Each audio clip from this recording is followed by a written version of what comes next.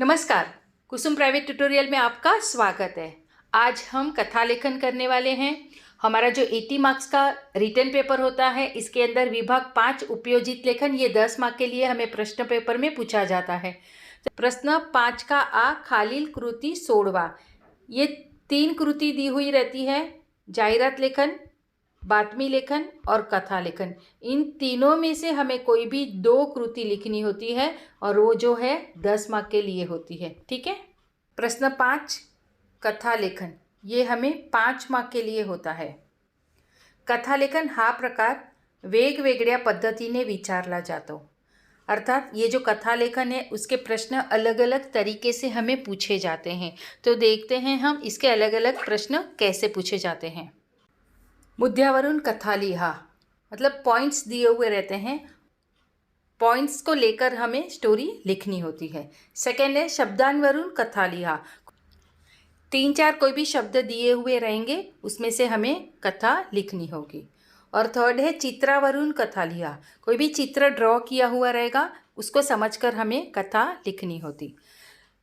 शीर्षकावरून कथा लिहा, कोई भी शीर्षक टॉपिक दिया हुआ रहेगा, उससे हमें कथा लिखनी होगी। तात्पर्यातून कथा लिहा, कोई भी मोरल दिया होगा और उस मोरल से हमें कथा लिखनी होगी।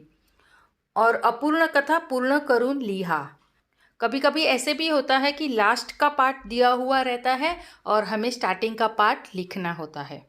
और कभी कभी ऐसे भी होता है कि शुरू का पार्ट दिया हुआ रहेगा तो हमें लास्ट का पार्ट लिखना होगा। तो इस तरह से अलग अलग प्रश्न दिए हुए रहेंगे हमें, तो उन प्रश्नों के आधार पर हमें कथा लिखनी होगी। बच्चों, आपको ध्यान देना होगा कि अपूर्ण कथा पूर्ण करून लिहा, ऐसा जब प्रश्न आता है तभी स्टार्टिंग का पार्ट उन्होंने दिया हुआ रहता है, तो आंसर सीट के अंदर हमें स्टार्टिंग वाला जो भी पार्ट दिया हुआ रहेगा वो हमें नहीं लिखना है। सिर्फ हमें लास्ट का जो पार्ट हमें आता है उतना ही हमें लिखना है। ठीक है। अगर लास्ट का पार्ट अगर उन्होंने दे दिया है तो लास्ट का पार्ट हमें नहीं लिखना है। जो शुरुआत हम करते हैं वो स्टार्टिंग वाले पॉइंट से हमें लिखने हैं, मतलब एंड हमें नहीं लिखना है। Got it. प्रश्न पढ़ते हैं।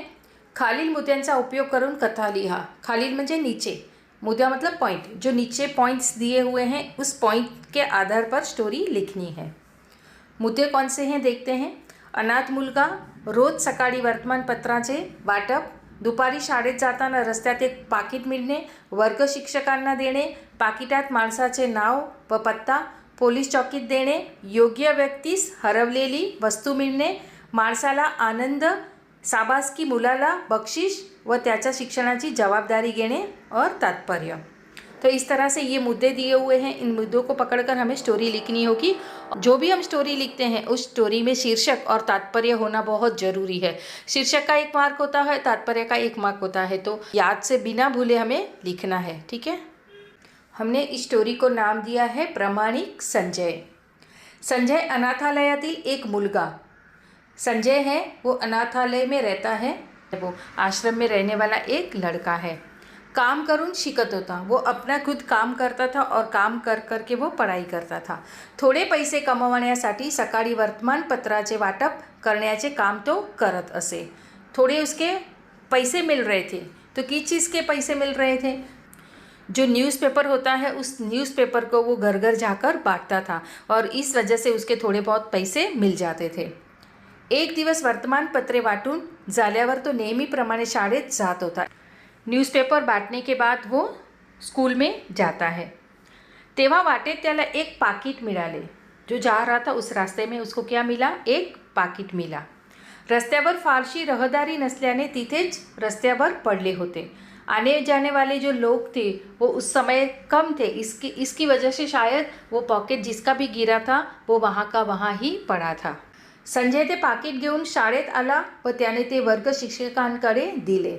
संजय ने क्या किया, वो पाकिट ले लिया और स्कूल चला गया। और स्कूल में उसने जो क्लास टीचर थे, वर्ग शिक्षक थे, जो क्लास टीचर थे, उनको उसने दे दिया।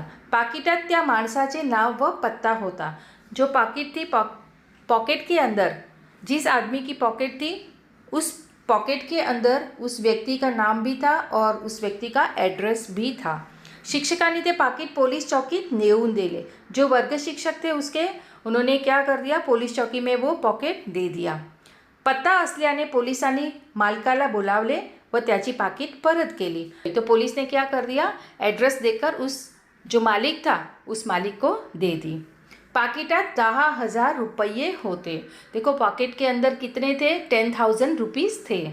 माणसाला पाकिट मिळाल्याने खूप आनंद झाला. जो व्यक्ति की पॉकेट गुम गई थी उसको 10,000 मिल गए तो वो ज़्यादा खुश हो गया. त्यांनी संजयला शाबासकी तर दिलीच, पण मोठे बक्षीस देऊन त्याच्या शिक्षणाची जवाबदारीही घेतली. जो व्यक्ति था उस व्यक्ति बहुत खुश हो गया और उसने क्या किया, संजय को शाबासकी दी और उसके साथ साथ उसको बहुत बड़ी बख्शीश भी दी और उसके साथ क्या दिया, शिक्षण की जवाबदारी घेतली. पढ़ाई करेगा, उस पढ़ाई का पूरा खर्चा वो खुद देगा, ऐसा उसने कहा. तो बच्चों यहाँ पर हमारी जो स्टोरी है वो ख़त्म हो गई है. अभी हम तात्पर्य की ओर जाते हैं. तात्पर्य क्या हमें मिलेगा, इससे सीख क्या मिलेगी. प्रामाणिकपणाचे फळ नेहमी चांगले मिळते.